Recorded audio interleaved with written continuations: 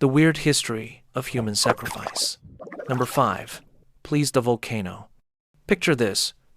You're living in ancient Hawaii, chilling by the beach, eating coconuts, when suddenly, oops, your volcano god is in a mood.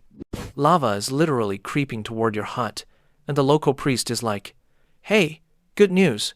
We can stop this. We just need one of you to, jump in." Yep. Volcano sacrifice. Entire cultures believed fiery mountains were basically hangry gods. To keep them calm, people would toss in offerings, food, valuables, sometimes humans. And if you think that's insane, remember, they weren't dumb.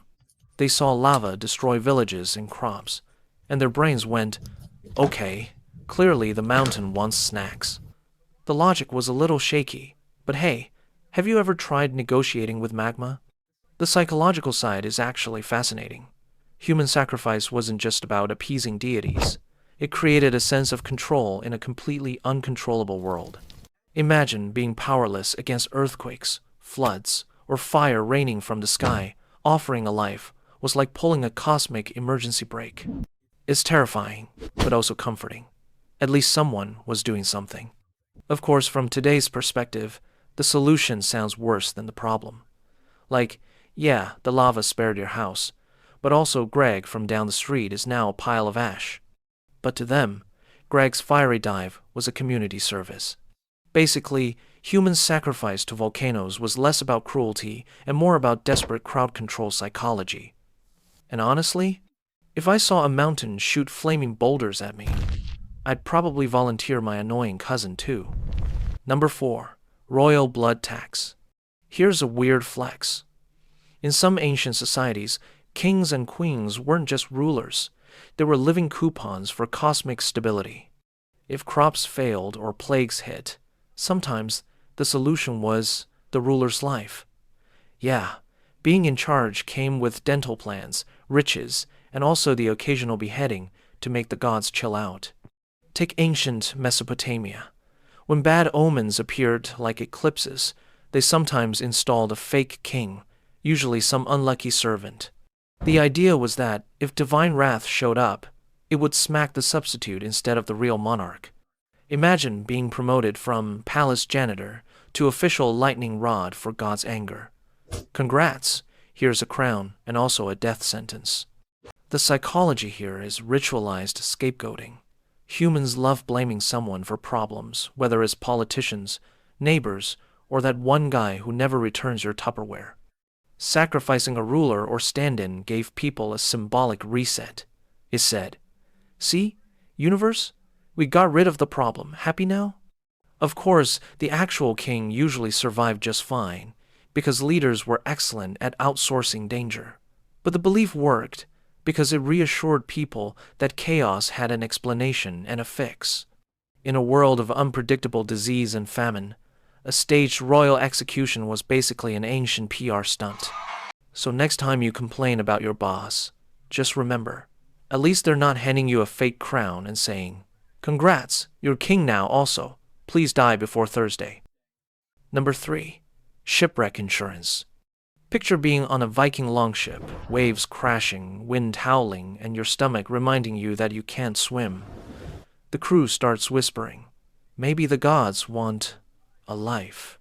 Congratulations, you just invented human sacrifice as travel insurance. Seafaring cultures, from Vikings to Polynesians, often sacrificed people before or during voyages. The idea was simple. If the ocean is a god, you better pay the toll before boarding. Sometimes captives were tossed overboard. Other times, slaves were buried at the shoreline to guard ships leaving port.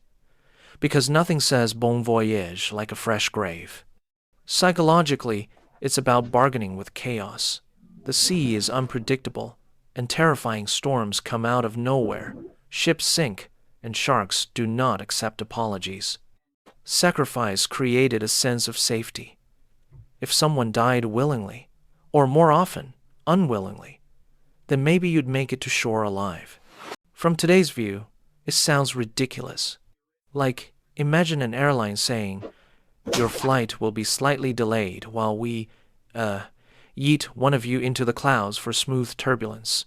But back then, it made sense. People would rather believe the sea was angry than face the scarier truth. Nature doesn't negotiate. In other words, human sacrifice wasn't just superstition. It was humanity's desperate attempt to buy a life jacket from the gods. Spoiler, it didn't always work. Number 2. Burying the helpers. Now let's move to ancient China, where emperors really took loyal staff to the next level. When rulers died, they often brought their servants, soldiers, and even concubines with them by burying them alive in the tomb. Because, apparently, the afterlife was just another shift you couldn't call in sick for. Early dynasties sometimes killed hundreds of people this way.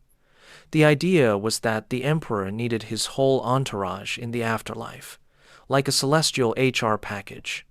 Over time, actual human bodies got swapped for clay statues, the famous terracotta army. But before that, unlucky attendants were expected to continue employment underground, forever. Why? Again, it's about psychology. Death is terrifying. Humans cope by pretending we can carry familiar comforts into the unknown. For a ruler, that meant dragging their earthly hierarchy with them. If you're used to being treated like a god, the idea of wandering the afterlife alone is unthinkable. Sacrificing your staff was like packing an eternal moving truck. From today's perspective, it's both brutal and weirdly relatable. Like, who doesn't want to bring their favorite stuff with them when they go? But instead of Spotify playlists or snacks, it was Jeff from accounting. Except Jeff never asked to be part of your ghostly kingdom. Basically, these sacrifices were ancient job contracts with no exit clause, and you thought unpaid overtime was bad. Number 1. Sacrifice for the greater good. Here's the thing. Not all human sacrifices were forced. Sometimes, people volunteered. Yep, there are records of individuals willingly walking up to their doom because they believed dying for their community would make them immortal in spirit. Basically, they were the influencers of ancient religion. Smash that like button, except it's my skull. Take ancient Greece's idea of the pharmakos. In times of plague or disaster, a chosen person, sometimes a criminal, sometimes just unlucky, was paraded around, beaten, and then killed or exiled to cleanse the city. Everyone believed this one body absorbed all the bad vibes like a human sponge. Other times, in Mesoamerica, warriors wanted to be sacrificed because it meant honor in the afterlife. Imagine being so hyped for ritual death that you brag about it. Bro, I'm next in line to have my chest ripped open. Jealous? The psychology here is surprisingly noble. Sacrifice wasn't always seen as punishment. It could be duty. By offering themselves, people gave meaning to suffering and chaos. Dying became a story. You weren't just unlucky. You were chosen.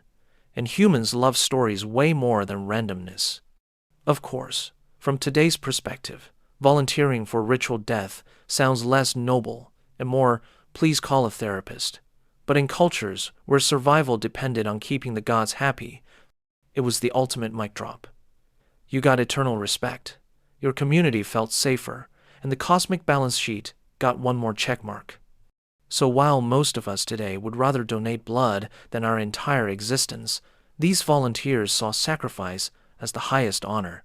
Basically, they were history's hardcore team players, except the game was life, and the referee was an angry sky god. That's all for today. I'll be making similar videos in the future. Subscribe to see them.